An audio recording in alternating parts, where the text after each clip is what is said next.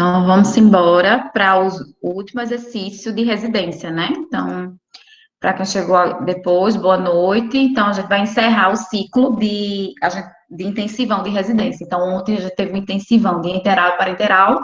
Hoje a gente vai fazer um intensivão, entre aspas, né? Porque esse exercício é menor. Então, acho que no máximo uma hora e meia, a gente consegue concluir é, esse exercício, que ele é menor, né? Que também são questões de residência, só que falando agora do trato gastrointestinal, né? Já que a gente trabalhou ontem parenteral e enteral. Essa parte de pancreatite e doença de Crohn, reticulite ulcerativa, doenças inflamatórias intestinais, vai ser assunto da segunda VA, então eu não vou responder isso aqui agora não, tá certo? Bom, e aí a gente tem a segunda questão que fala aí sobre esofagite aguda. Qual é a causa da esofagite aguda, gente? Quem ousa responder isso aí?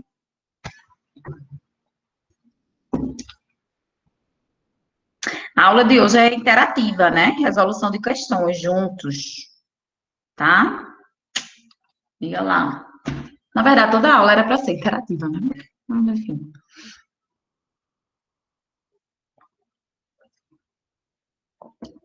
Quem fez esse exercício? Marcou o quê?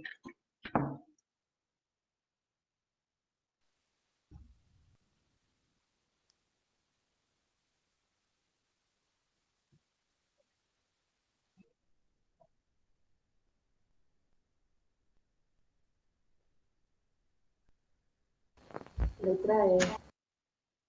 Letra E, professora.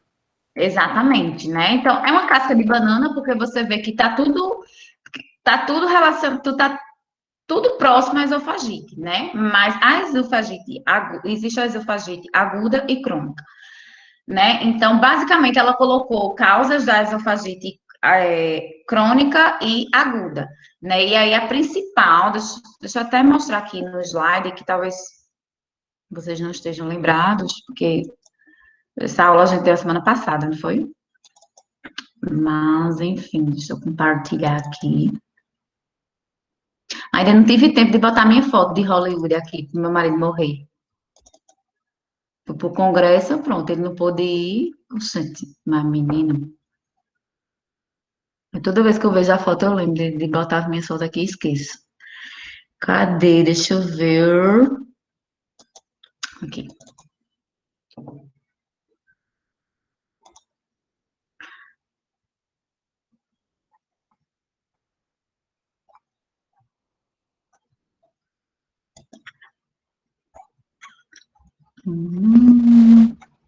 Esofagite.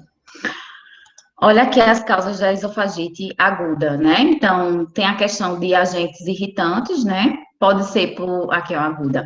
Pode ser por inflamação viral, bacteriana, intubação, né? Então, o ato de entubar o paciente, né? Ou seja, de colocar a respiração, né? Para que esse processo de entubar, o que é entubar o paciente? É colocar ele para ter uma ventilação mecânica, né? Ou seja, ele vai respirar por ajuda, né? Então, ele não vai respirar sozinho. Então, esse paciente precisa ser entubado. Então, o ato de entubar, né, pode gerar aí uma esofagite aguda. E a gente tem que lembrar que essa esofagite aguda é aquela em que a doença está a todo vapor, é o momento de dor. Então, é justamente nesse momento que os pacientes, eles vão para o hospital, né? Tanto na gastrite aguda, como na esofagite aguda, é o momento que o nome já diz, é fase aguda, ou seja, é a fase onde está acontecendo os sinais e sintomas de maneira muito intensa. Então, algo muito grave tem que estar acontecendo. Aí, por exemplo, o uso de agentes irritantes, né? Então, tem vários, às vezes, né, tem pacientes que ingerem soda cáustica, enfim, ácido muriático, porque tentando suicídio, né? Então, essas substâncias, né, tóxicas, radiativas, irritantes, bactéria ou até mesmo vírus ou o processo de intubação pode levar a essa esofagite grave.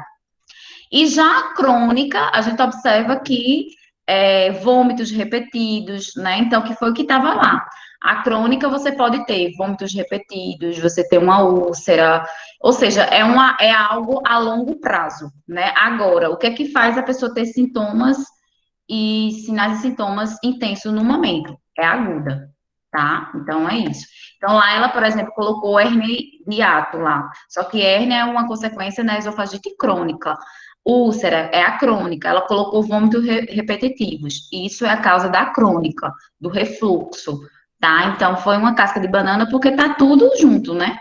Tudo, todas aquelas assertivas ali, elas podem causar esofagite, mas ele quer que você saiba só a, a aguda, né? Então, a aguda é aquela que é intensa. Então, para ser intensa, vai ter que ser uma causa intensa, né? E aí tem a ingestão de substâncias irritantes, inflamação viral ou intubação.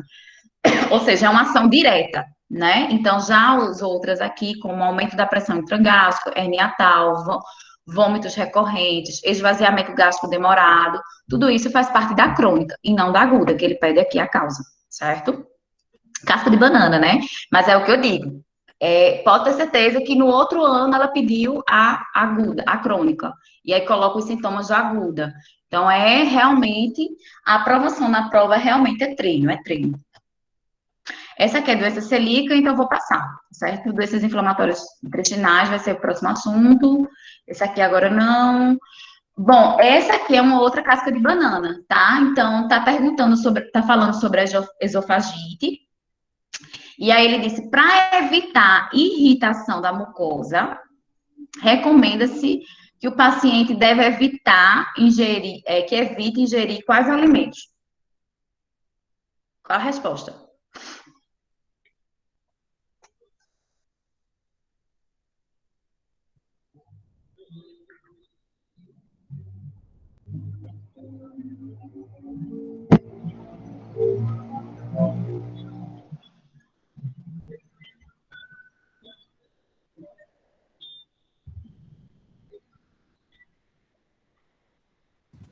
Alimentos que têm o pH ácido, professora? É a resposta correta, sim, Lucas. Mas assim, a gente tem uma pegadinha aí fortíssima, né? Porque aqui ele está dizendo, veja, se toda vez que você tiver um enunciado na prova de residência, você tem que sempre lembrar na principal conduta.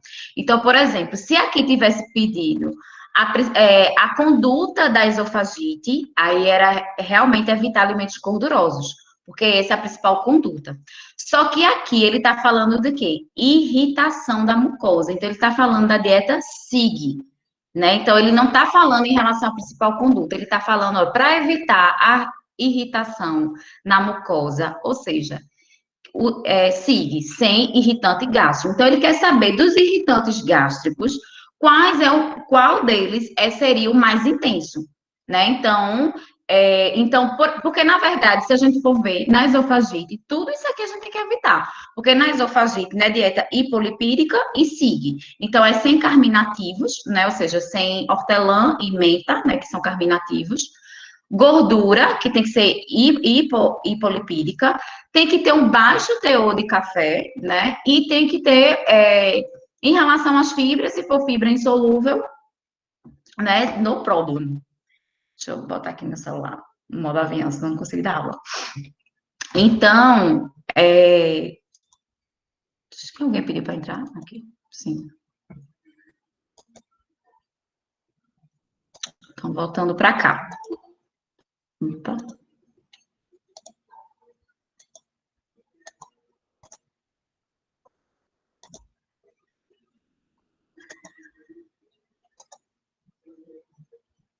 Bom, então, voltando para cá. Então, o que ele quer saber da questão aí é ou seja, irritação, o que irrita a mucosa. Então, ele quer saber do SIG, ele não quer saber em relação à principal conduta.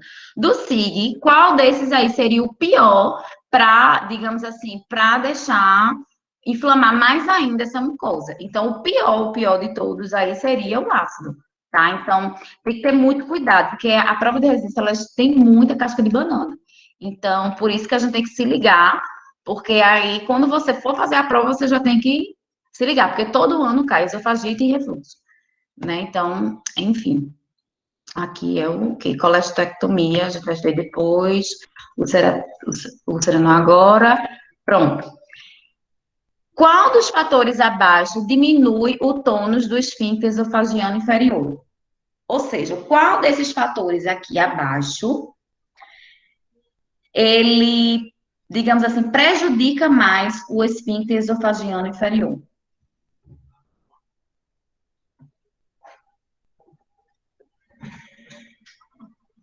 Os lipídios, professora.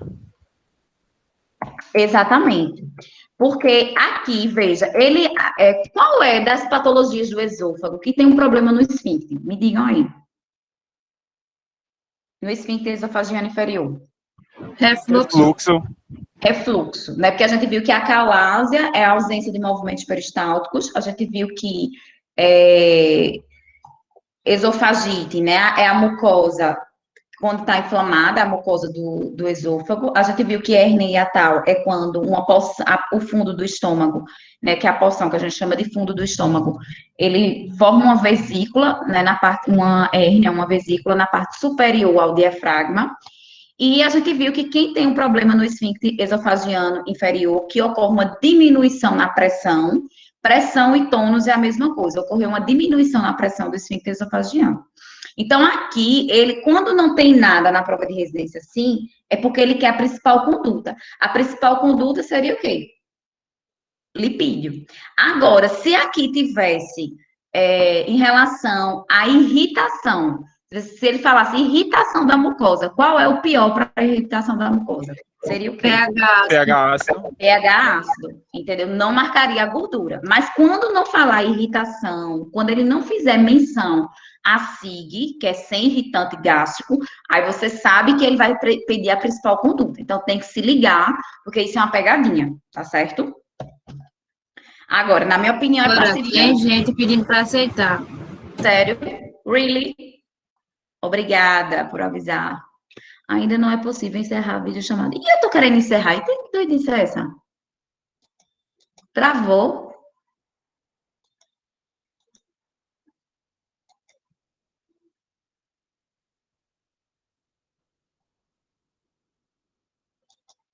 Oxe. Minha gente, travou aí para vocês. Não, tá normal. Tá normal? Ah, tá. Porque eu fiquei aqui como se eu estivesse querendo encerrar a chamada. Eu tô doida? Não. Bom, vamos lá.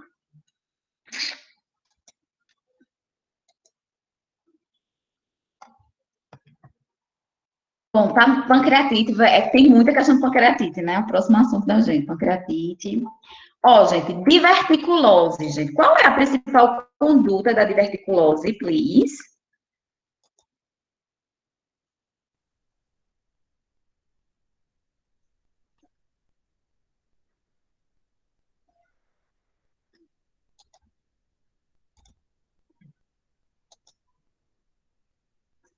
E aí, gente, qual a principal conduta? Fibra insolúvel.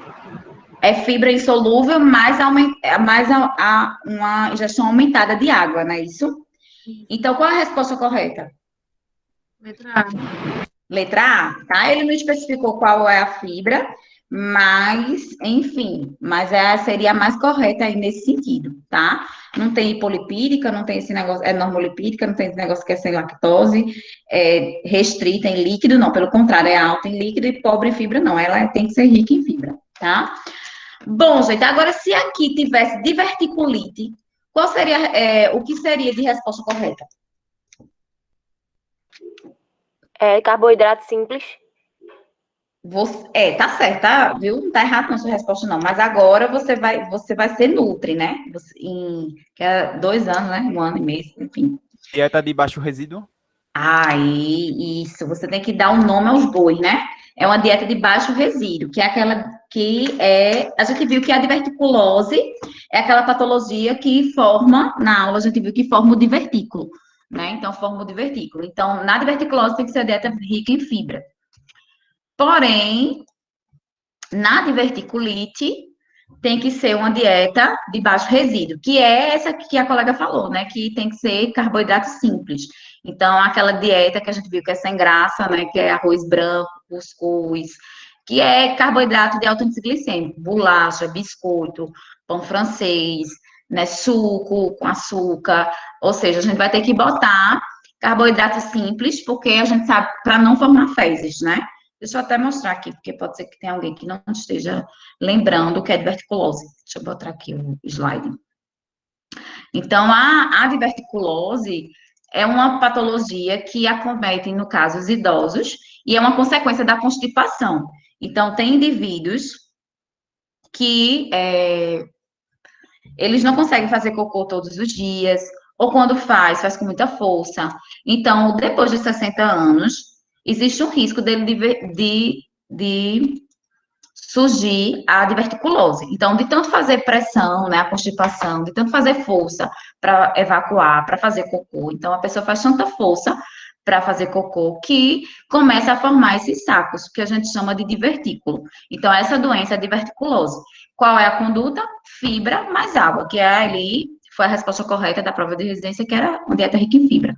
Principalmente a fibra insolúvel, porque a fibra solúvel pioraria, né, constiparia.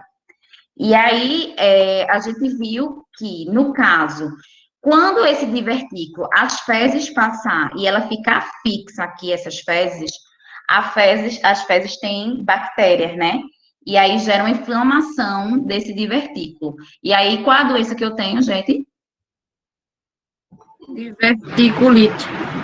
E aí, nesse caso, a dieta é de baixo resíduo, né? Então, ou seja, eu tenho que colocar uma dieta que o paciente não faça cocô. E que dieta seria essa que ele não faz cocô? Baixo resíduo. Geralmente, a gente viu que indivíduos obesos, eles passam muitas vezes 5 dias, 6 dias sem evacuar. Por quê? Porque eles não consomem fibra, só carboidrato simples, né? Então, pão, biscoito, bolacha, refrigerante, né? Então, sucos industrializados. Então, só carboidrato simples, então, obviamente, a pessoa não vai formar fezes, porque está absorvendo tudo, porque a absorção é rápida, tá? Então, essa é a resposta. Fístula, a gente já ainda vai ver, celíaco também. Isso é tudo assunto da segunda VA, tá? Esofagite.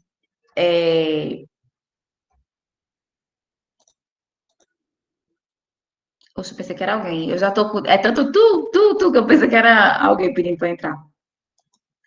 Não, não é não.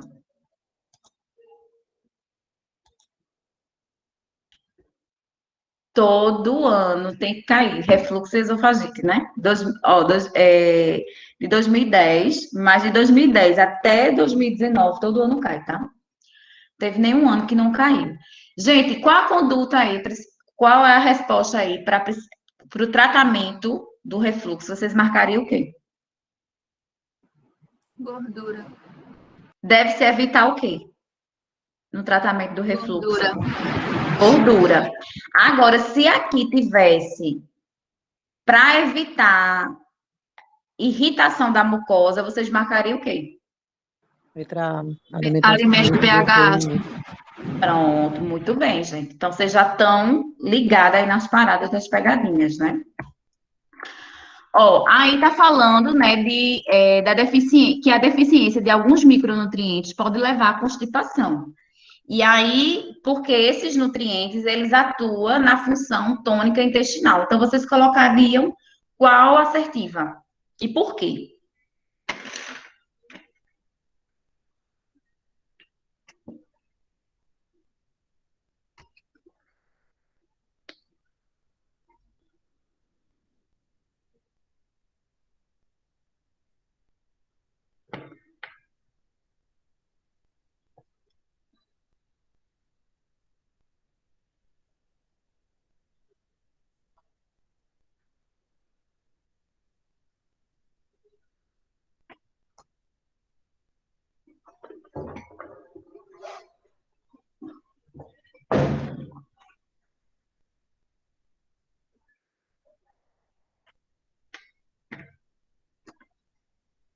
Ninguém arrisca?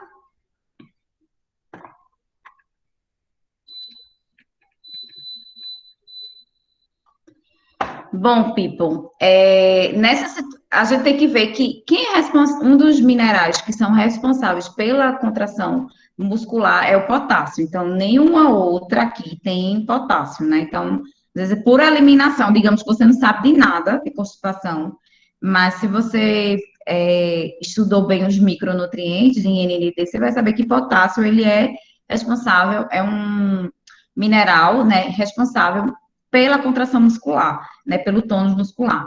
Então, quando você coloca alimentos como melão, né, kiwi, água de coco, né, então, esses micronutrientes, pelo fato dele ser rico em potássio, você ajuda, né, nessa motilidade, né, na motilidade gástrica. Então, ou seja, diminui o risco, né, dessa constipação.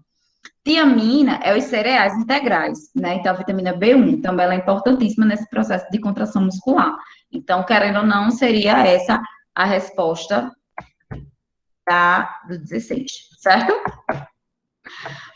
A litose, nessa questão difícil, e sobre mau hálito, e aí ele pede para você marcar a alternativa falsa, né? E aí a alternativa falsa, você poderia fazer, porque assim, mesmo que você não soubesse as outras, mas essa tá muito falsa, né? Por quê? Porque ele bota assim, no diabetes não compensado, ou seja, é um diabetes que está descompensado. Ou seja, ele tem a litose, né? A litose é o mau hálito, ocorre por eliminação pulmonar do beta-hidroxibutirato. Beta-hidroxibutirato é um tipo de corpos cetônicos. Então, acetona, beta-hidroxibutirato, eles são tipos de corpos cetônicos. Então, aí tá tudo bem, até aí tá tudo bem. Então, quando a pessoa tá com diabetes descompensado, ele produz muitos corpos cetônicos. Lembra que em uma semana, um diabético em uma semana, principalmente a tipo 1, ele pode perder 8 quilos, ou seja, esse excesso de queima de gordura forma corpos cetônicos, que aí um deles pode ser o beta-hidroxibutirato. Até aí tá lindo. Produzido pelo fígado, ok, a formação de corpos cetônicos ocorre no fígado, em resposta à hipoglicemia. Gente, um diabético com descompensado hipoglicemia, não, ele tem hiperglicemia, né? Então, o diabético, por exemplo, o diabético, digamos, eu sou diabética, né, Isola, e aí eu preciso andar, mas eu preciso de energia. Só que a minha glicose, o que é que acontece com a minha glicose? Minha glicose está fora da célula, ela não consegue entrar, né? O GLUT4, que é o captador de glicose, não consegue. Então, a glicose no paciente diabético está aumentada, está do lado de fora da célula. Só que eu quero que essa glicose entre para dentro da célula do músculo, para eu conseguir andar, para o coração bater, ele precisa de glicose, né? Para o meu pulmão respirar, ele precisa de energia, precisa de glicose. Só que o que acontece com o diabetes? Essa glicose está fora da célula, não entra, né? Então, ou seja, esse coração precisa bater, esse cérebro precisa funcionar, então ele precisa de energia. Então, se a glicose está presa fora da célula, então ele vai começar a queimar o quê? Gordura. Por isso que eles perdem 8 quilos em uma semana. Porque eles começam o coração precisa bater. Glicose não quer entrar na célula. Então, vamos fazer o quê? Vamos usar lipídio para cima. E usa de uma maneira muito intensa.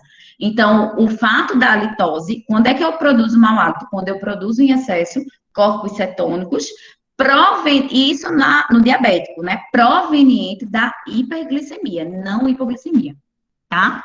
Porque se fosse hipoglicemia, a célula já está cheia de glicose, né? Então, se eu estou em hipoglicemia, significa que tem muita glicose dentro da minha corrente sanguínea, dentro da minha célula. Então, se eu tenho dentro da minha célula, por que eu vou usar lipídio? Então, não vou formar corpos cetônicos.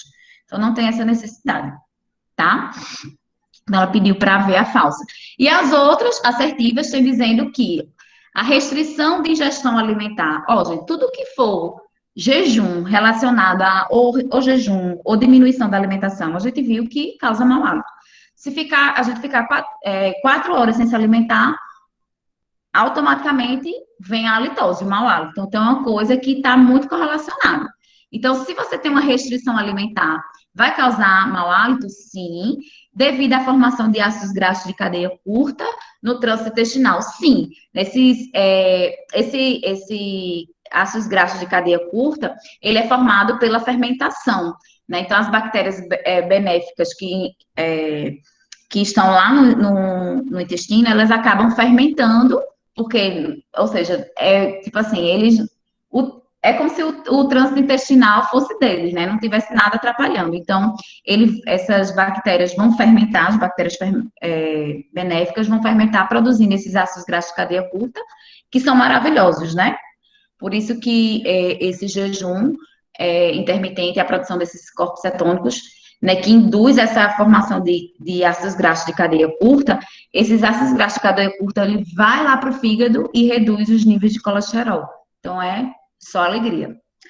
Dietas rigorosas para perda de peso. Então, se você está fazendo uma restrição alimentar, né, pode levar a mau hálito, sim. Então, tudo que é relacionado à restrição alimentar pode levar a mau hálito.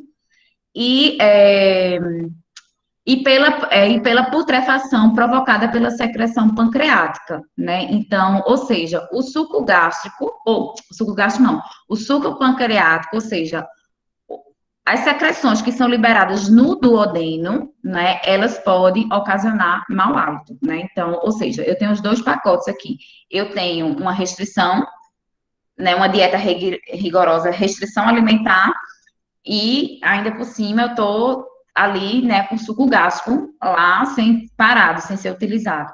Então, acaba gerando o mau hálito também, tá? E o fígado, né, o fígado também ele pode ocasionar mau hálito. Então, o fígado ele tem a função detox. Então, o indivíduo ele ingere uma grande quantidade de bebida alcoólica, o fígado ele vai ter essa função de purificação, né? Ele vai purificar, tem uma ação detox. Então, se ele não está funcionando, então essa função detox dele fica defasada e ocorre, por exemplo, o estímulo, né, da putrefação bacteriana intestinal, né, porque aí o fígado começa a liberar aminoácidos sulfurados. Então, esses aminoácidos sulfurados, eles são liberados quando ocorre distúrbios hepáticos.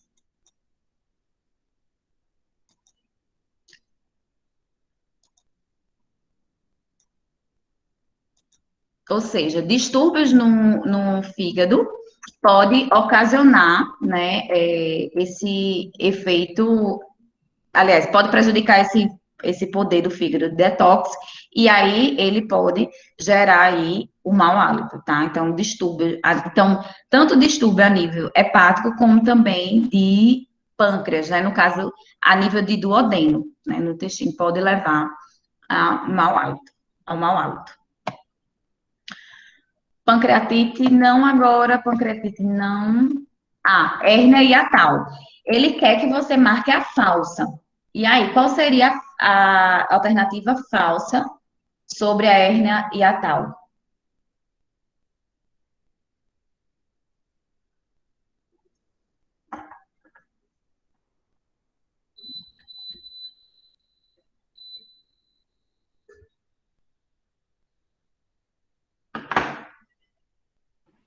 Creio que letra E, professora. Letra E. Vamos analisar de uma por uma? A hérnia hiatal é provocada pela protusão de parte do estômago sobre o músculo do diafragma. Verdade, né? Inclusive, acho que eu já até mostrei essa figura aqui.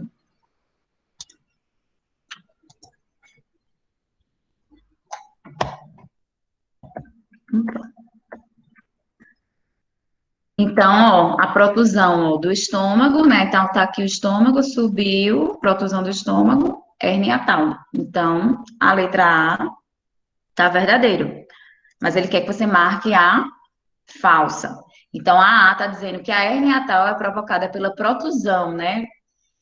Ou seja, o levantamento da parte do estômago sobre o músculo diafragma. Verdadeiro. A hérnia hiatal é causada pelo estreitamento da abertura do diafragma. Vamos analisar a figura. Ele está dizendo, tá vendo essa abertura aqui do diafragma? É por onde passa aqui, né, o esôfago. Ele está dizendo que essa abertura aqui do diafragma, quando ela está estreita, causa hérnia hiatal. De forma nenhuma, tá? Porque se isso aqui tiver estreito, como é que o estômago vai subir? Não vai subir. Então, não tem como ter hérnia. tá? Então, se eu tenho aqui uma diminuição desse estreitamento aqui entre o músculo do diafragma, obviamente, o fundo do estômago não consegue subir para formar a hérnia, tá? Então, tá o falso. Então, pelo contrário, se eu tenho um estreitamento daqui, eu não vou ter hérnia, porque aí meu estômago vai ficar preso aqui embaixo, certo? Então, a resposta falsa seria a letra B. Então, a hérnia hiatal é causada por um estreitamento na abertura do diafragma? Não. Se eu tenho estreitamento, eu não vou ter a hérnia hiatal, tá? Agora, se eu tiver um alargamento, aí é que em qualquer coisa, esse estômago vai subir facilmente, tá? Aí tem aqui, a hérnia hiatal é causada por um aumento na pressão intraabdominal, sim, principalmente em gestante. Por exemplo, que a gestante, né, no caso, o feto vai aumentando à medida, né, que ocorre o crescimento fetal, o volume uterino, ele começa a aumentar.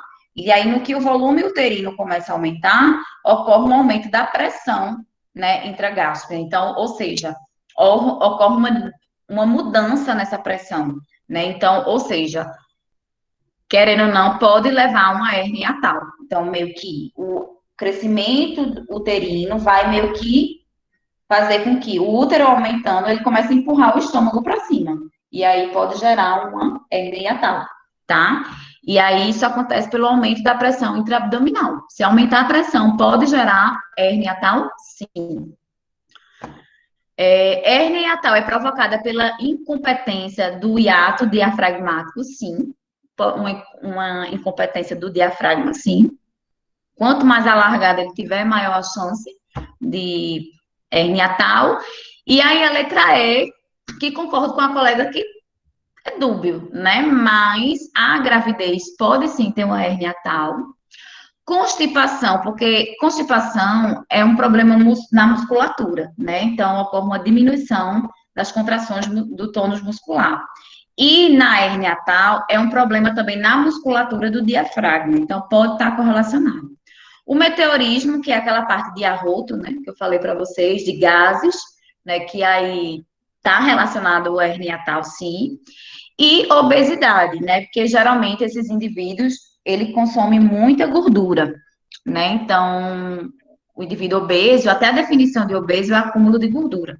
Então, digamos assim, consumo excessivo de gordura, querendo ou não, prejudica também aí o esfíncter, né? Que aí tá tudo correlacionado. Por isso que a dieta é a mesma, hernia hiatal, esofagite, refluxo, acalásia, porque todos eles vão ter um comprometimento, né? Tanto a nível de esfíncter, agora, claro que o principal é o refluxo esofágico, mas todos eles vão ter um comprometimento a nível de esfíncter. Até porque, por isso que a dieta a dieta dessas doenças é toda hipolipídica.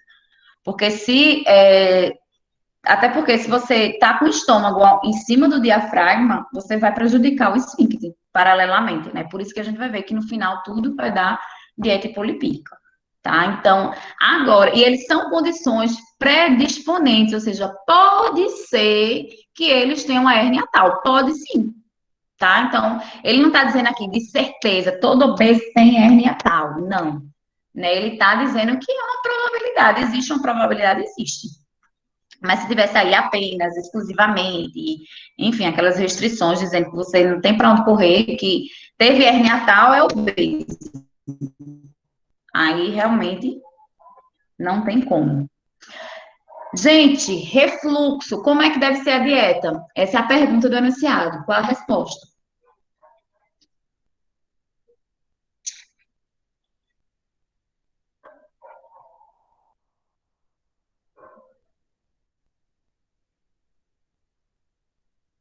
Hipolipídica. Qual a resposta aí? Qual a alternativa que tem hipolipídica aí? Não está aparecendo o slide da O slide questão. está muito pequeno, professora. O slide está pequeno. É porque só vai até aí, porque a Xerox não tá muito boa não, sabe, que eu recebi. Mas para mim não Mas não é nem aparecendo, problema. tá aparecendo você, não tá É aparecendo. porque o slide não tá fixado, não, professora.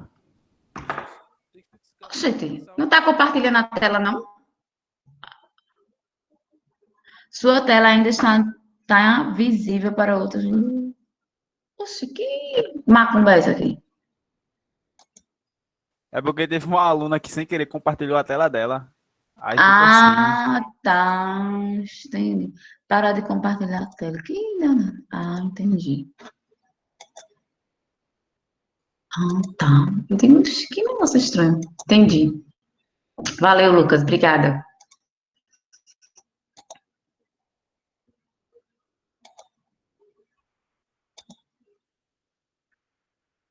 Eita, já mostrei a resposta. Foi triste. Qual é a resposta, né? Então, gente, no refluxo, a dieta é hipoproteica?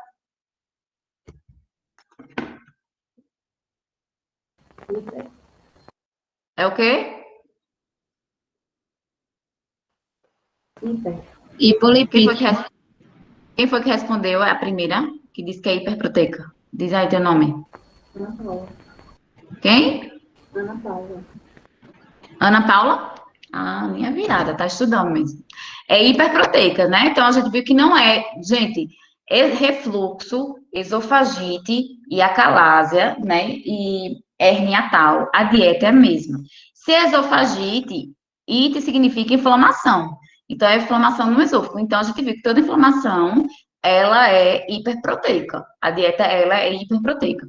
Então, no caso aqui, não é hipoproteica, não, é hiperproteica. Então, tá falsa essa letra A. Letra B, hiperglicídica. O que é que vocês acham? Também não, normoglicídica. É Normoglicídica. normoglicídica. Gente, todas as doenças que vocês forem estudar, nutrição clínica 1 e 2, é tudo normoglicídica, inclusive para diabético. Tá? Todas. A única que foge à regra é a dieta cetogênica para paciente com epilepsia. Ponto. Então, não tenho que ficar aqui, ah, meu Deus, a morte é muita coisa, nutrição, clínica, ai, meu Deus. Não é não, né? Não, é tem que estudar, né? É simples. Então, as recomendações, elas se repetem. Então, que serve para uma doença, serve para vários, tá? Ela seria Então, hiperproteica, normoglicídica e hipolipídica. hipolipídica. Aí, aqui tem hiperlipídica. Tá errado, né? Que Vivi acabou de responder, que é hipolipídica, também tá errado. Então, ficou essas duas aqui. Vocês marcariam o quê?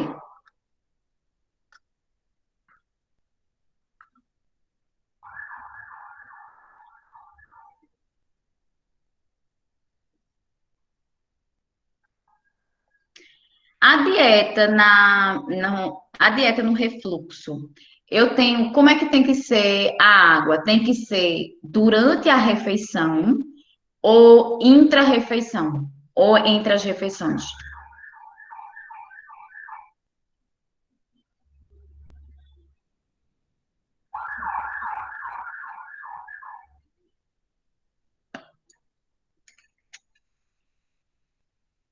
Eu tenho refluxo.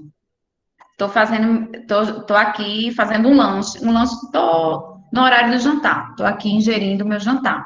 E tô com um copo cheio de água. Isso é bom? Comer e com água. Tô comendo e tome água. Isso é bom para quem tem refluxo? Diminuir a ingestão de Entre as líquidos, refeições. fracionar as refeições, para não encher muito o estômago. Né? Então, Dieta sem irritantes gástricos. exato. Então, a questão, ela está dizendo isso. Você tem que dar uma dieta diluída para o paciente, gente. Você tem que botar uma dieta cheia de água dentro. Agora, sinceramente, nessas duas opções, eu só ia eliminar essa letra E por conta dessa diluída. Mas que ela tem que ser fracionada, não é isso? Porque tem que ser no mínimo seis Sim, aqui tá refeições certo, fracionado. pequenas. Então, mas eu só ia eliminar a letra E de verdade pelo diluída. Eu não ia levar em consideração o restante da questão, não. E, no caso, ia marcar a letra D porque eu ia considerar as outras como incorretas. Exatamente. Então, muita coisa você faz por eliminação.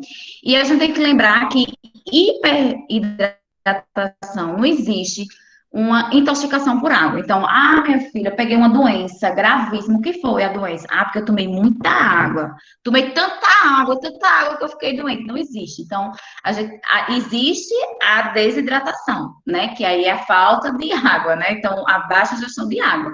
Mas intoxicação por água não existe. Só tem uma intoxicação por água se a pessoa parar de urinar. Aí que é o caso do paciente renal. Ele pode ter uma intoxicação, mas o problema não é a água, é ele que não está urinando.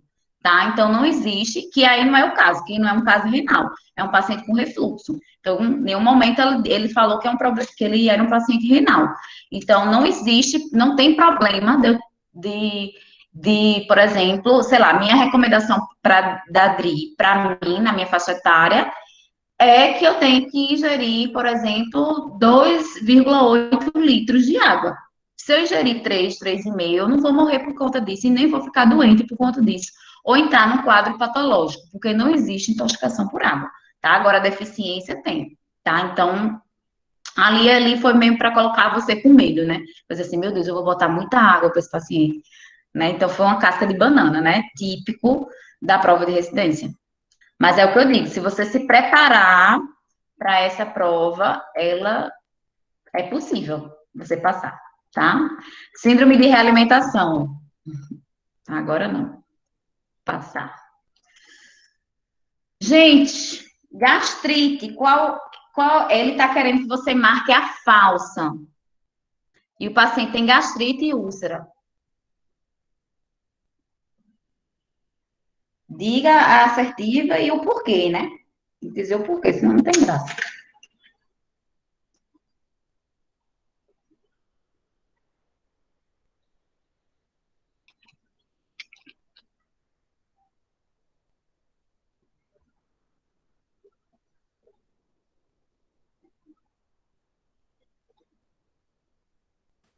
Letra A, professora. Eu saio clicando aqui sem entender. Porque o ideal é a fibra insolúvel, porque ela vai alcalinizar o estômago. Exatamente. Então, tem que ser a fibra insolúvel, não em maior quantidade, não, é menor quantidade.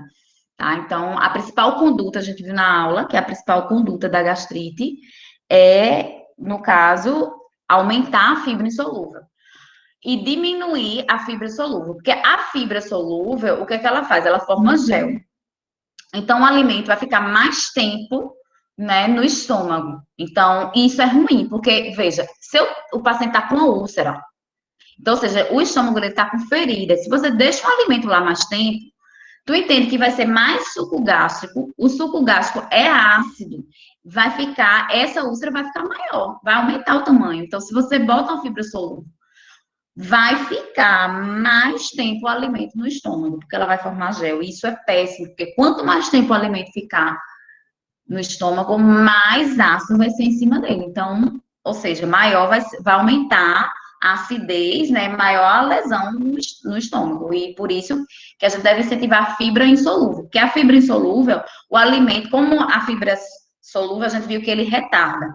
A fibra insolúvel, ela acelera, ou seja, o alimento vai ficar lá por pouco tempo e já vai embora lá o duodeno. Isso é bom, porque aí isso vai poupar ácido graxo, ou ácido graxo não, ácido clorídrico, né? Ou seja, quanto menor o contato, ou seja, o meu estômago tem que produzir pouco ácido, porque se eu ficar produzindo mais ácido, vai aumentar ainda mais essa úlcera, tá? Então, essa é a justificativa. Lucas está estudando, hein? Valendo, valendo. Ó, essa questão aqui, eu vou deixar para quando a gente estudar doença de Crohn, né? Porque a gente nem viu doença de Crohn, nem celíaco. Mas ela é bem fácil, essa questão, né? Se você for ver aqui, ó, preferir biscoito à base de fécula, de batata, polvilho doce, azedo, amido e milho. Você vê que ele está dando opções de farinha. Polvilho doce, azedo, amido de milho. Então, são opções se você for ver aqui, são alimentos que substituem o trigo, né?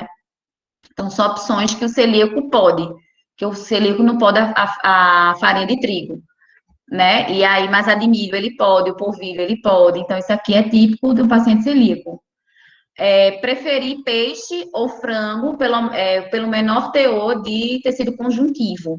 Então, geralmente, carne de primeira, né? Por exemplo, a carne de segunda, você vê que ela tem mais tendões, ela tem mais tecido conjuntivo, ou seja, é de difícil digestão, né? Então, quanto mais tiver um teor tiver mais músculo, a carne, né? Carne de primeira, por exemplo, tem uma quantidade de músculo maior, né, do que tendões, né, e tecido conjuntivo.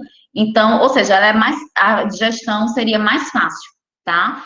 Na dispepsia é distensão abdominal, desconforto abdominal, né? E aí, por exemplo, se você já tem uma dispepsia, uma distensão abdominal, e simultaneamente você está ingerindo carnes de segunda, por exemplo, com vários tendões, tecido conjuntivo, né? E aí isso vai dificultar ainda mais o processo de digestão e aí vai distender mais ainda o abdômen desse paciente, tá? Aqui, por exemplo, evitar alimentos flatulentos, né? Brócolis, couve-flor, cebola e melancia. Então, isso é típico, além da diverticulite, a dieta ser de baixo resíduo, né? Então, além disso, tem que ser evitar alimentos que são ricos em enxofre, porque esses alimentos ricos em enxofre, eles são flatulentos, né? Então, deve evitar a formação de gases também, né? Então, brócolis, couve-flor, cebola, melancia, devem ser evitados, tá? Esse daqui eu não vou explicar agora não, porque doença de Crohn, um pouquinho, precisaria de um tempo maior, mas aí eu vou dar uma aula de doença de Crohn e a gente vai ver que tem que suplementar com TCM, com glutamina, arginina, mas eu vou dar uma aula só sobre isso, tá? Que a gente que é obrigatória a suplementação aqui na doença de Crohn. E tem, gente, esse aqui dá para vocês saberem que é por exemplo, quando você vê aqui espessado, né, ó, leite espessado, ou seja, é algo que está se preocupando com a consistência. Lembra que até falei que tem pacientes que até a água tem que ser espessa, tem que ser pastosa, e aí a gente tem que colocar espessante, que é um pozinho que você coloca nos líquidos do paciente, porque ele só come pastoso, até a água dele é pastosa. Então quando você vê uma questão aqui se preocupando com a consistência, ó, disfagia, tá? Então, bem fácil. Aqui é o quê? Doença celíaca, a gente vai ver ainda. Pancreatite ainda vai ver. Fístula também. Olha essa questão aqui, de novo, né, minha gente? Olha quem tá aqui, lindo, esofagite. E ele quer que você marque a falsa, tá? Ele quer que não constitua uma recomendação nutricional na esofagite. Então, o que é que tá errado aí sobre a esofagite? Eu marcaria o quê? Tell me. Fale para mim. Please. Por favor.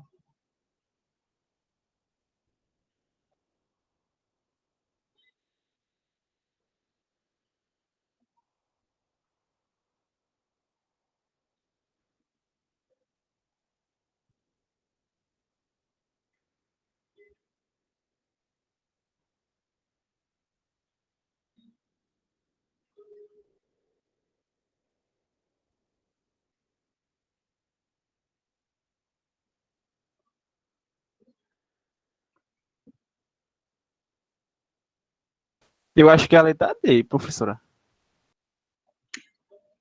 Acha que é a letra D. Valor energético reduzido, se necessário, a perda de peso.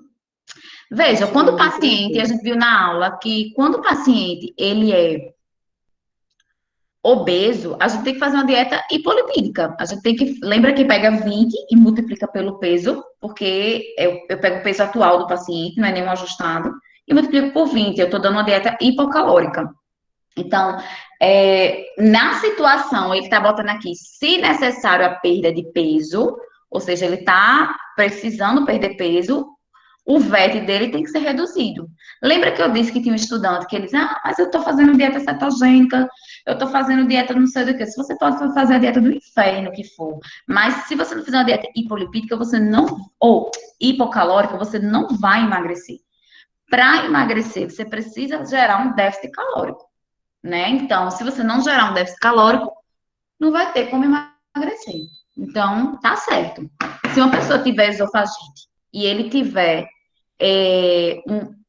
digamos assim, o valor o VET dele vai ser reduzido se ele precisar perder peso, tá? Tem que ser hipolipídico, tá certo. E aí? Eu acho que é letra B. Líquida durante a Olha, a refeição. letra B diz o quê? Líquidos durante as refeições. Gente, eu tenho esofagite. Você tem que lembrar que esofagite é uma consequência do refluxo. Então, essa pessoa já tem refluxo, né? Então, imagine uma pessoa que tem. Porque lembra que o problema do refluxo é o quê? É o esfíncter, né? Então, o esfíncter dele tá frouxo, né? Tá, a pressão dele caiu, que ocorre uma diminuição no tônus muscular do esfíncter esofagiano inferior. Ou seja, o esfíncter esofagiano inferior, a pressão dele diminuiu.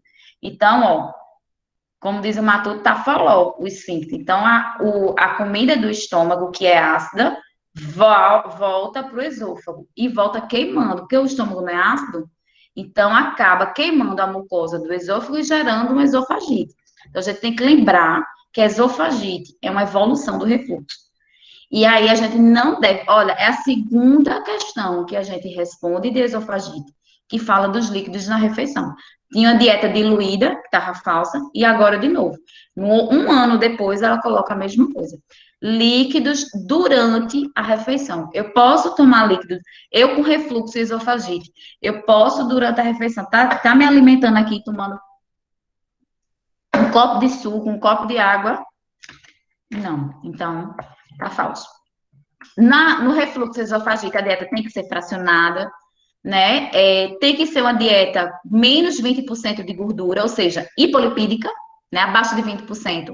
Não é hipolipídica? Verdadeiro. Se ele tiver obeso, tem que colocar um VET reduzido? Verdadeiro. 20 multiplica pelo peso.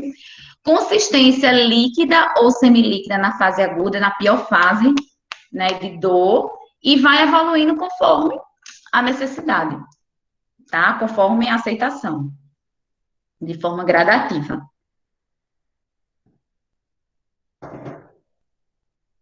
Essa é uma questão sobre obstipação intestinal, que é a mesma coisa de constipação intestinal. E aí ele coloca para você analisar se é verdadeiro e falso. A ameixa preta contém um ácido de hidroxifenilisotina que estimula a motilidade intestinal. Verdadeiro ou falso? Verdadeiro. Verdadeiro.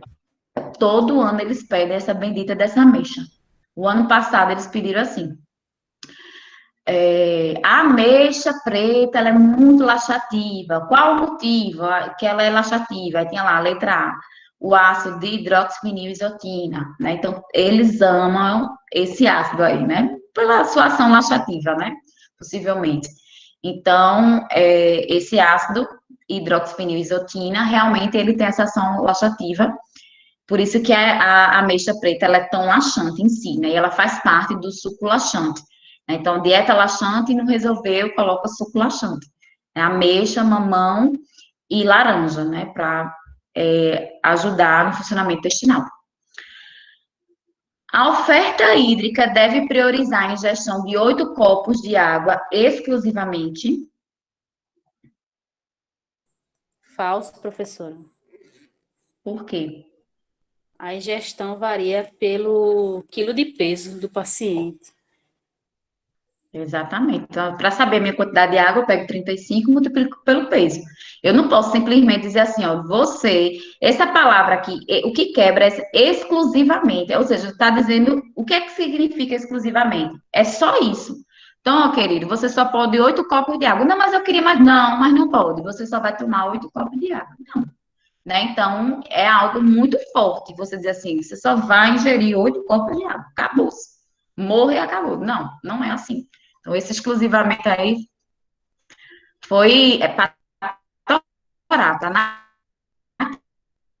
cara que ele joga na cara que tá falso, tá? Né? A foz, ela tá presente é um tipo de fibra solúvel, né? Então, a gente viu na aula fibra solúvel e insolúvel. Então, a foz é um tipo de fibra solúvel, né? E ela tá presente na banana, na cebola, no alho poró, tá no alcachofra, né? Então, enfim, são fibras solúveis. Essa foz apresenta um efeito pré-biótico. Sim ou não?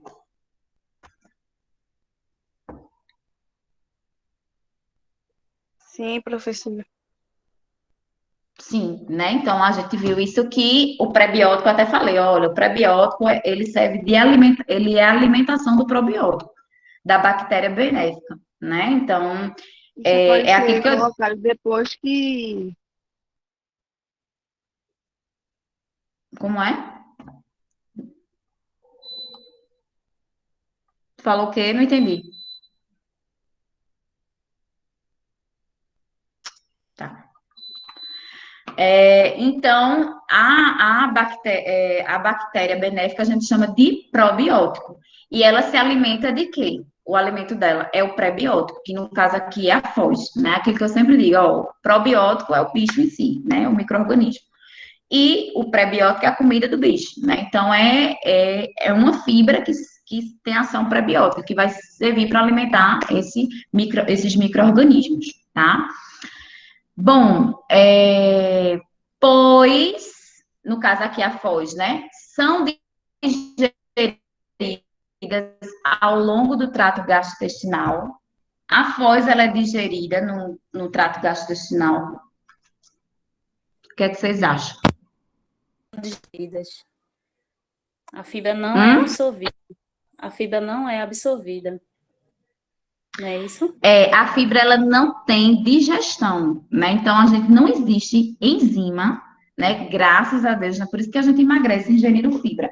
Porque a gente não tem enzima que quebre as fibras. Então, a gente tem as bactérias benéficas que podem fazer o processo de digestão das fibras solúveis, né? Mas a gente não tem enzima para quebrar. Geralmente, a enzima, ela quebra carboidrato, tem enzima que quebra carboidrato, proteína e lipídio, né? Então, por exemplo, a amilase salivar, a amilase pancreática, quebra quem? Carboidrato. A lipase sublingual, gástrica, a lipase pancreática, quebra o quê? Lipídio, né? Quimiotripsina, tripsina, pepsina, né? Quebra o quê? Proteína. Mas a gente não tem enzimas que quebrem fibra, porque elas não são digeríveis, tá? Então, ele botou aqui que são digeridos ao longo.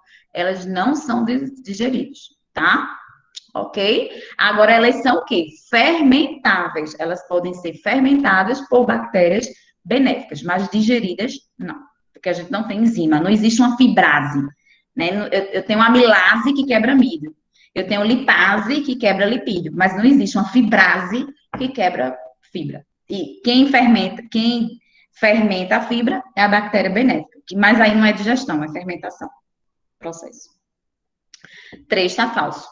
O 4, algumas hemiceluloses aumentam o volume e a maciez das fezes, diminuindo a obstipação. Verdadeiro ou falso?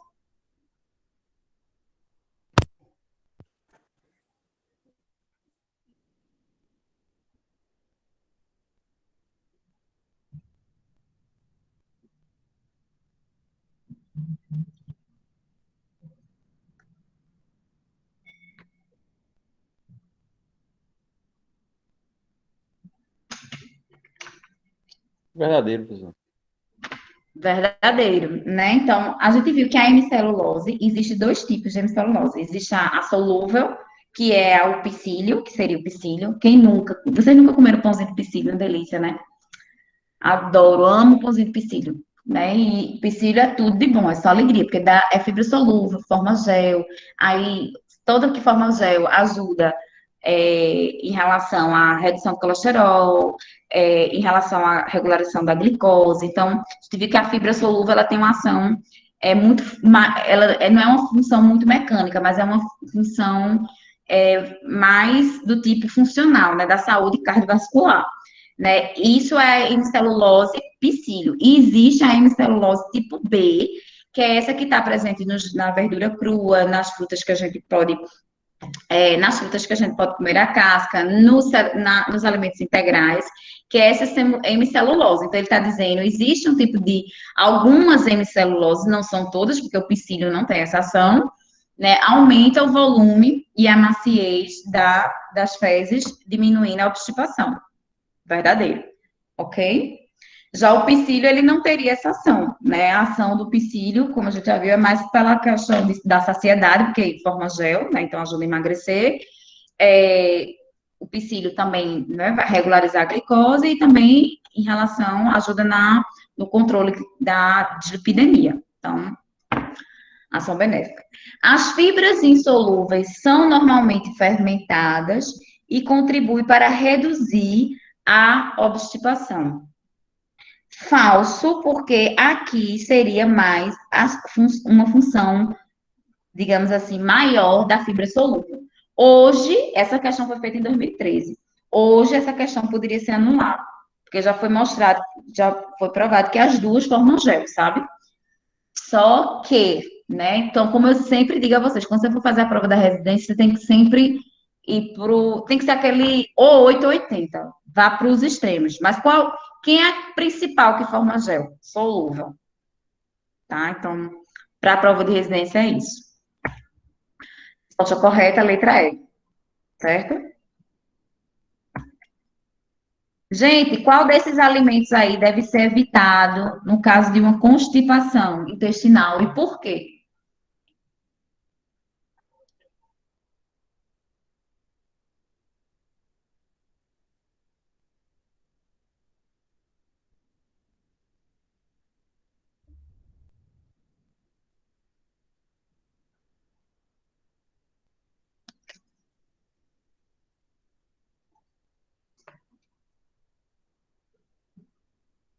Cuscuz, professor. Quase lá, né? O paciente, ele está com constipação. Porque eu estava vendo aí a parte de farinha, né? Farinha e o milho, que também tem a parte que faz a constipação, prende, né? Ou estou errado? Não, tá, o raciocínio tá quase lá, o raciocínio é por aí mesmo, tá? Então, a gente vai, o que é que a gente observa, né? Aquele que eu falei, né? Um indivíduo que é obeso, ele fica muitos dias sem evacuar, certo? Então, ele fica vários dias sem evacuar. E qual o motivo? Carboidrato simples. Então, se você for ver aí, quem é carboidrato simples aí? Coco tem gordura, tá? Então, o coco tem gordura, se ele tem a gordura, baixa o índice glicêmico, né? Então, ovo, ele tem gordura. Ou o coco tem gordura, o ovo também tem gordura e proteína. Proteína e gordura baixam o índice glicêmico. Existem três coisas que baixam o índice glicêmico: fibra, gordura e proteína. Então, baixa o índice glicêmico. Então, coco tem gordura, ovo tem gordura e proteína. Veja, pepino é verdura crua. Então, deve ser estimulado. Alface, pepino, tomate, deve ser, a selga, verdura crua tem que ser estimulado. Ele quer que deve ser evitado, tá?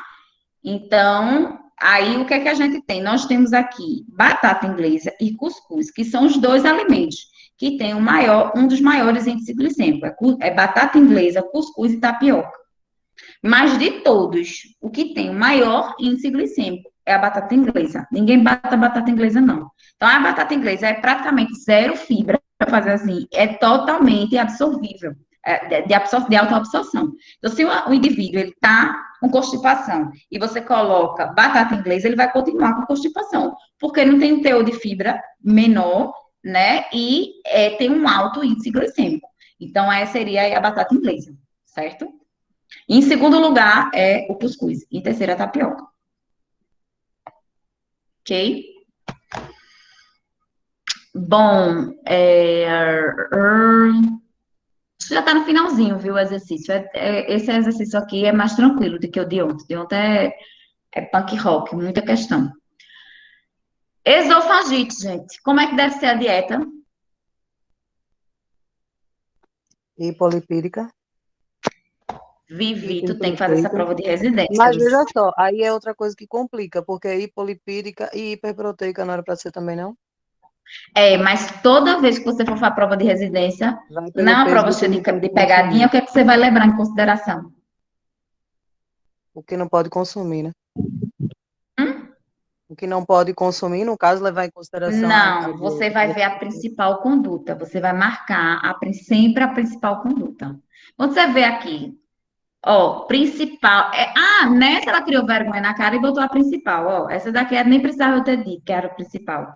Então, você tem que ver o que é mais importante, o que é o tratamento, qual é o principal prejuízo no esfíncter esofagiano inferior? É a hipolipídica, entendeu? Entendi. Certo? Toda vez que você for, você tem que ver a principal conduta. E se tiver aquela sacanagem que eu te falei da irritação, você diz assim, em relação à irritação, aí você já sabe que é SIG. Aí você vai ter que escolher um dos SIG, que é o pior no caso. Gente, qual é a bactéria aí que ocasiona úlcera gástrica? Qual é que eu marco? Letra C. Letra C. Gente, é difícil a prova de resistência? Não é. Se estudar e tem as pegadinhas, né? Tem questão que é pegadinha, mas se você se acostumar com a pegadinha, você não cai mais não, você não escorrega mais não. Isso aqui a gente ainda vai ver, que é doença de Crohn e retocolite ulcerativa. Olha os tipos de diarreia, né? A osmótica, para quem não lembra, é aquela tipo, na aula eu expliquei o que era diarreia osmótica, é quando a água sai do meio menos concentrado para o mais concentrado. Isso acontece na intolerância à lactose. Secretória é quando é uma diarreia provocada por vírus ou bactéria, né? Então, você vai ali na barraquinha, consome algum alimento, e aí gera uma diarreia por conta de uma bactéria, uma salmonela, uma Escherichia coli, enfim. Exudativa é quando tem sangue e muco, e contato mucoso limitado é quando a gente perde uma porção do intestino, e isso ocasiona uma diarreia. E aí é pra gente numerar, tá certo? Síndrome do intestino curto. Qual o tipo de diarreia?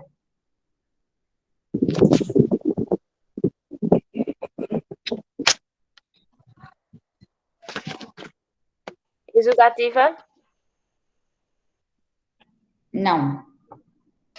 Exudativa é quando tem muco e sangue, tá? É quando tem muco e sangue. Quem foi a outra pessoa que respondeu? Daniela Miriam. Eita, tinha que ser. É a menina do outdoor. Diga aí, Daniela, qual a resposta? Contato mucoso limitado. Exato. Síndrome do intestino curto, gente, é quando o paciente ele perde. O nome já diz, né? Síndrome. O próprio nome da síndrome explica o que ela é. Isso. Síndrome do intestino curto é quando o paciente perde no mínimo 200 centímetros de intestino, seja por corte, por cirurgia, né? Ou por problemas, ou que, por exemplo, eu posso, esses 200 centímetros eu posso ter perdido por inflamação. Sei lá, peguei uma inflamação naquele 200 centímetros de intestino. Então, eu tenho a síndrome do intestino curto. Então, ou seja, eu tenho uma diarreia contato mucoso limitado. Então, a gente viu que essa contato mucoso limitado é quando eu tenho uma diarreia, porque meu intestino, o quê? Diminuiu o tamanho. Então, aqui é 4. Vamos lá, enterite por radiação. Mas vamos dizer que você não sabe. Bota aí, enterite. Vamos pular essa.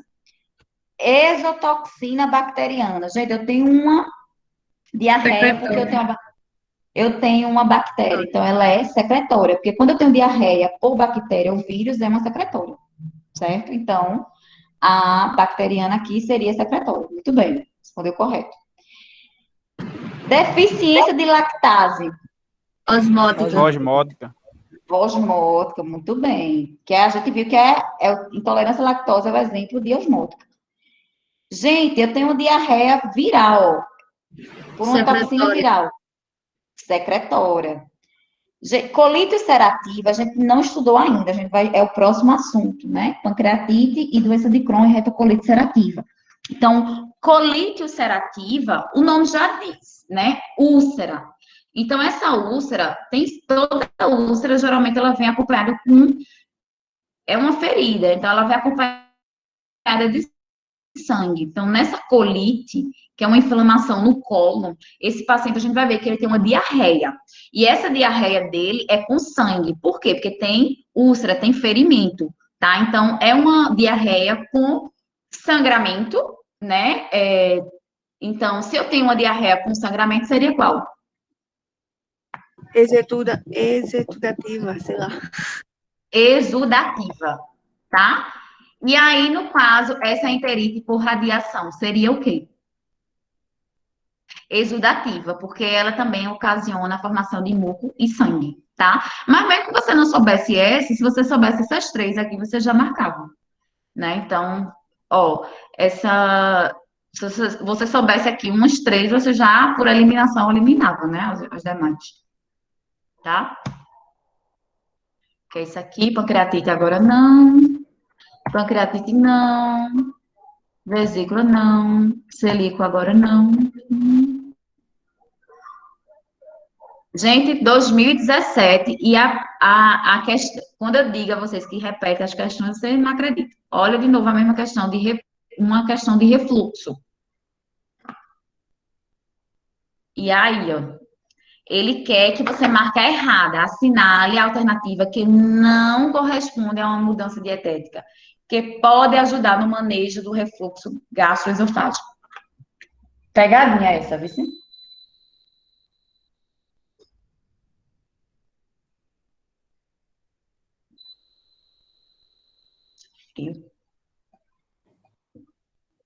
Seria a letra B, professora?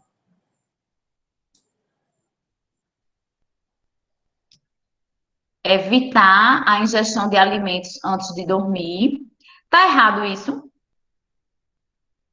Tá Comer e certo, deitar. né? Isso é bom? Tá certo. Eu acho que é a letra Tá certo. C. Letra C, professora. Não, tá certo. A C tá certa também. Tá certo, né? Letra Evitar E, reduzir alimentos o peso muito corporal. temperados. Alimentos com muito condimento, né? Tá certo. É SIG, né? Lembra que é SIG, sem irritante gástrico? É. Tá certo. Letra D. Tá certo pegadinha. Que pegadinha é essa? É Reduzir pegadinha o peso mesmo. corporal. Letra D. Evitar o consumo E. excessivo de bebidas contendo cafeína? Sim, porque, gente, olha, Letra E, reduzir o esofagite, peso refluxo, a corporal. dieta é hipolipídica e é SIG. É SIG, é sem bebida alcoólica, é sem café, é sem chá, é sem pimenta, sem alimento muito quente, frutas cítricas. Então, seriam todos os irritantes gástricos, tá?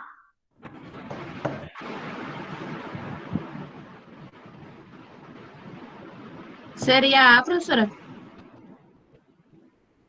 É a Letra E, letra E, reduzir o professora. peso Letra corporal. E. A No letra refluxo, A tem ingerir refeições menores, né? Ou seja, menores, gente, é um volume pequeno, tá correto? Com mais frequência. Ou seja, uma dieta fracionada ou com baixo volume, tá verdadeiro. É a Reduzir o letra E. peso, porque, no caso, ele vai reduzir o peso, mas se ele não mudar nada na alimentação dele, não vai adiantar em nada, porque vai continuar ingerindo SIG e não vai ter alteração nesse irritante gástrico aí, porque vai continuar tendo esse refluxo. Exatamente. No caso, se eu tenho o raciocínio de Vivi está correto. Então, no caso, por exemplo, a gente viu que nós acabamos de marcar uma questão em que, se o paciente for obeso, com esofagite, refluxo, a gente coloca uma dieta hipocalórica. Ponto. Continua a mesma coisa. Só que a gente quer dizer, quando eu boto uma dieta hipocalórica, eu estou tratando a obesidade, eu não estou tratando o refluxo. Porque para tratar o refluxo, tem que ser algo que mexe no esfíncter. Então, só quem mexe nesse esfíncter é o quê? Principalmente dieta hipolipídica, e o segundo é quem? SIG. Então, essas seriam as duas principais condutas, tá? Então, quem mexe na abertura do esfíncter, né, do refluxo, é principalmente o lipídio e depois SIG. Agora, Paula, eu posso reduzir o peso do paciente, se, mas aqui não tem dizendo assertiva, se tivesse assim, reduzir o peso do paciente caso ele seja obeso. Primeiro que ele não colocou aqui o obeso, e se eu reduzir o peso do paciente, eu estou tratando a obesidade. Não seria uma conduta para o manejo do tratamento do refluxo, porque no refluxo o problema é o esfíncter, eu tenho que pensar no esfíncter, tá? Então seria a letra E. Casca de banana. Tem aí uma criança com diarreia. O que é que a gente não deve fazer? Marcar a falsa.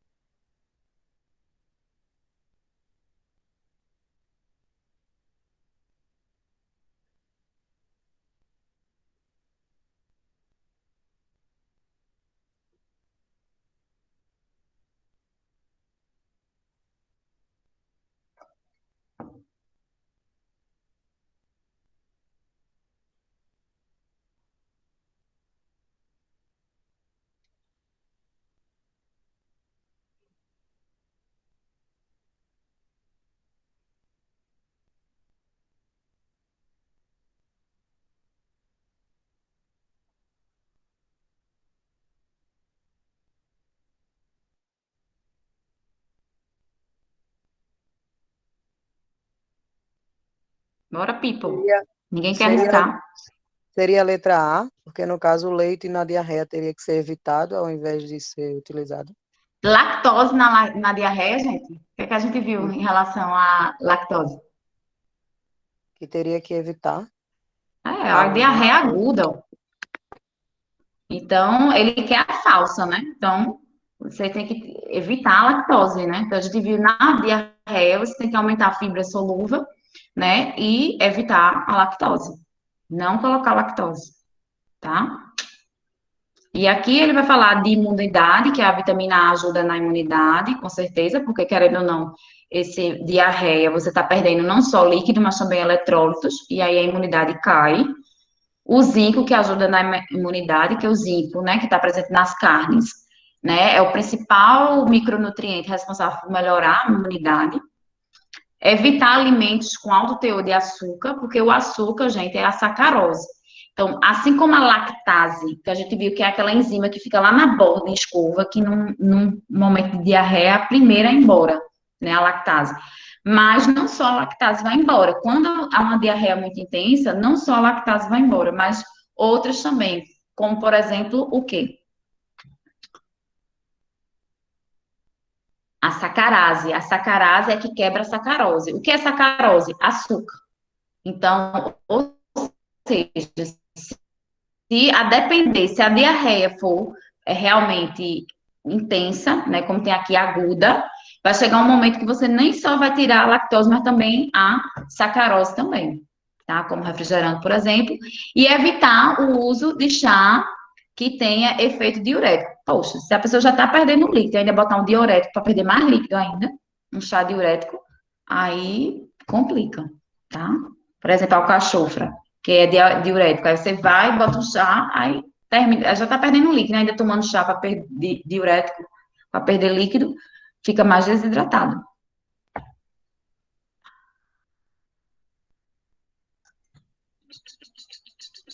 Doenças inflamatórias intestinais, a gente ainda vai ver pancreatite, ainda vai ver fígado.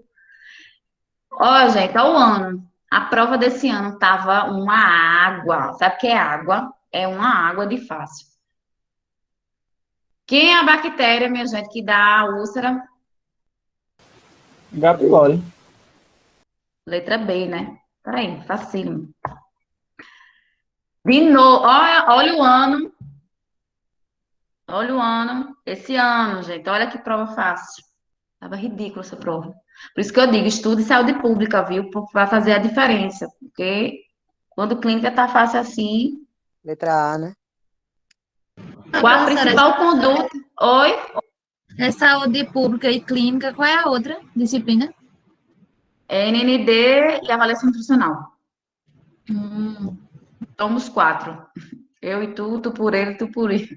Podia até você sugerir, de repente, talvez, se a professora quisesse, né, trabalhar essas questões de saúde pública. Ia ser se ela, você sabe como é que tá o programa dela, que às vezes o programa tá apertado e às vezes não tem tempo. Mas se ela tiver, ia ser bom vocês trabalharem essas questões, porque é pegadinha, pegadinha. Ó, gente, só que aí, ó, não tem nada. Quando não tem nada, é a principal conduta. Qual é a principal conduta da esofagite? Letra A, hipolipídica. Letra A. Hipolipídica. Agora, se aqui tivesse dizendo assim, em relação à irritação da mucosa, como é que tem que ser, o que deve ser evitado? Aí, qual seria a Alimentos resposta? ácidos. Tá vendo? Olha, Lucas, tá vendo, Lucas, que a pessoa só erra uma vez, porque você sabendo já como é por isso que eu digo, tem estudante que estuda muito, marca a apostila todinha, que você vê que ela é bem didática, a apostila.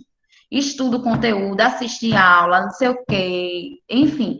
Mas uma coisa legal também é colar nas paredes, as recomendações, você vai colando nas paredes. Quando for tomar banho, já vai tomando banho, já vem na recomendação de diabetes, de hipertensão.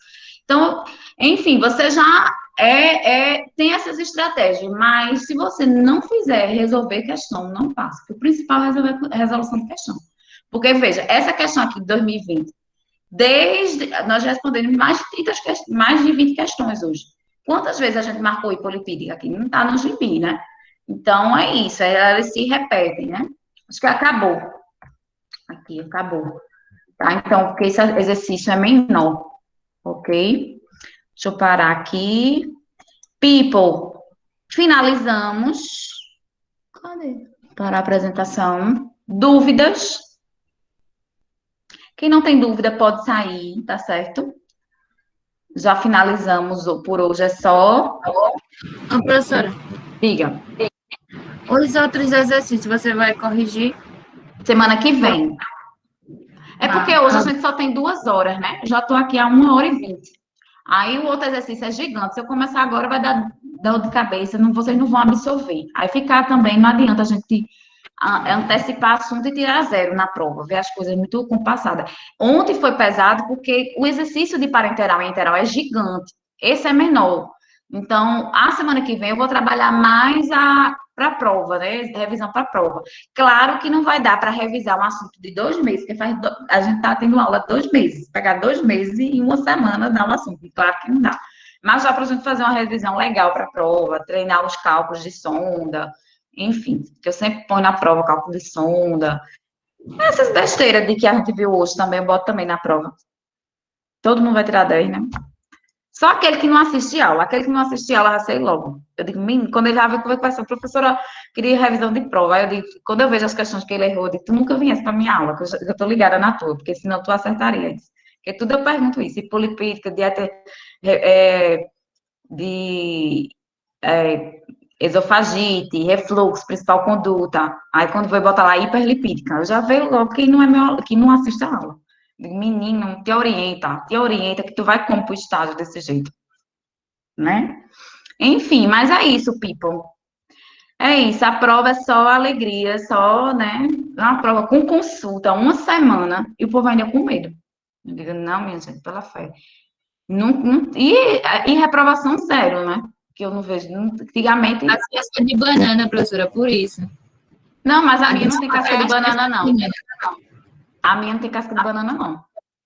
Agora, se não estudar, tem que assim, se não... colocar, pode simular aí uma residência nessas provas. Não, mas as minhas questões, elas são de residência, todas elas, tá? Não são... todas elas são de residência, só que eu não coloco as cascas de banana, tá? Até porque casca de banana eu posso anular a questão. O aluno pegar o livro, ele anula a questão, lindo, né? E eu só deixo de fazer questão para anular? Hahaha, jamais. É isso. Ok, botou ali, Jeane, sensata. Eu sou uma fada sensata, eu sou não, isso eu tô insensata. Professora, a residência tem quantas questões, hein? A prova.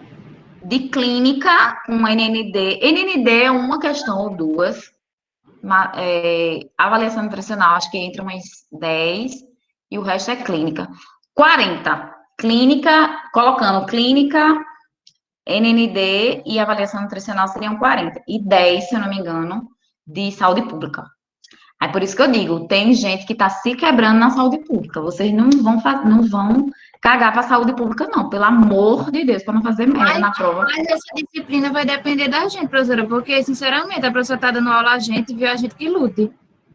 Ah, pois olha, deixa eu dizer, você que lute, eu vou mostrar, porque eu sei que vocês me odeiam por conta dessa pirâmide, mas eu vou mostrar essa pirâmide de novo. Porque essa pirâmide, eu já disse a vocês que essa pirâmide é a pirâmide. Quando eu morrer, e vocês forem para o meu velório, por favor, não me levem flores. Mas é a conduta da professora, Paula. Não Mas tá deixa eu lhe ajudando, não. mostrar. Mas olha, eu estou lhe dizendo porque eu já tive professores Professor, eu ruins. só pego o slide e fica lendo. Até eu faço isso sozinha. Mas é porque essa disciplina é de leitura mesmo, é um saco, assim, você tem que ler muito. Ó, Mas não tem que explicar, não, Ela lê professora. tudo que tá no Não. slide. deixa eu lhe dizer, se você só lê, você aprende 10%. Se você só escuta o professor, olha como é que você aprende. 20%. Vocês estão aqui comigo. Daqui a um mês, se vocês não estudarem mais esse assunto, e eu for conversar com vocês, vai esquecer. Então tem que estar, você tem que estar o quê? Conversando, perguntando, repetir, tá vendo? Numerar, praticar. E ó, o mais importante, ensinar os outros. Faça um grupo de estudos, ensinando o outro. Porque, às vezes, você não precisa ser egoísta, não. Porque, ó, tudo que a gente vence na vida, não precisa você apagar a luz do outro, não, para você crescer, não. Então, deixa eu tirar aqui. A gente tá só fofocando. Gente, é só fofoca, viu? Quem quiser ir embora, pode ir. Não, vamos agora para o 320 de de colesterol. Sim, vamos para o 320 colesterol. Mas, assim, só para finalizar esse negócio, o estudante é o sujeito ativo, minha gente. Então, quem faz a disciplina é o estudante. Então, corra atrás. Então, é uma disciplina que você tem que ler bastante e corra atrás. Não fique feito como é o patinho. Tô fraco, nada. Corra atrás, entendeu? Então, não desanima, não. Que aprende. Saúde pública, você tem que aprender, que cai em todos os concursos. Todo concurso cai SUS, todo concurso tem sempre muita questão de saúde pública, e a prova de residência são 10 questões que você não pode jogar no lixo. Pelo amor de Deus, tem que aprender a 8880, os princípios do SUS, 8142, enfim, vão estudar. A apostila tem material para isso, para revisar o SUS, já dá uma ajuda, certo? Bom, então vamos lá para retirar as dúvidas do colesterol. Sim, eu não escutei o teu áudio. Me diz aí o problema, qual é? Então, deixa eu te dizer, o colesterol total dela deu 320. E, assim, ela ainda não levou, Ô, né? gente, peraí, deixa eu parar de gravar aqui, desculpa, porque não tem nada a ver com a aula, então agora é só fofoca, né? Então vamos lá. O